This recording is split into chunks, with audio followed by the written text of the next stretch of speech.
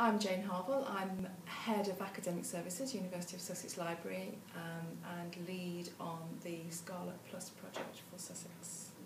I'm Fiona Courage, and I am the Special Collections Manager and the Curator of the Mass Observation Archive here at Sussex. Okay, so we've just been looking at the finished Voices in Your Pocket augmented reality app, and we're beginning to have conversations about how we might use it in the future. And I think that there's definitely potential for using it outside and using it with school children, but in terms of what we do here at Sussex, in your teaching.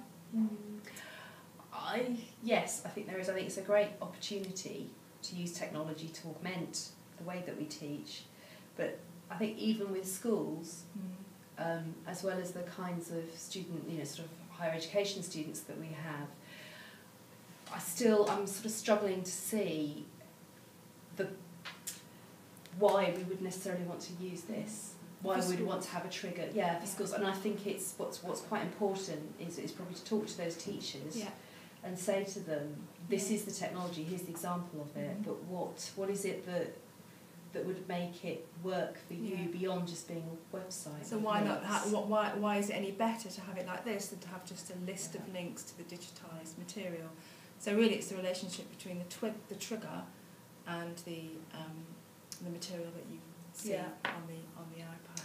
Because I've already started to think about how I could use it in the work that I do with undergraduates and postgraduates as well, and I think it would be too easy to see this as a kind of a gimmick that works really well with engaging people who wouldn't normally be engaged with this material, using technology as a kind of catch-all. But actually, I think that it goes all the way up. I think we need to re-examine how we would use this sort of stuff. And I think what's interesting about it is it allows you to think much more creatively, sort of slightly out of the box, albeit out of the archival box. Which is one idea.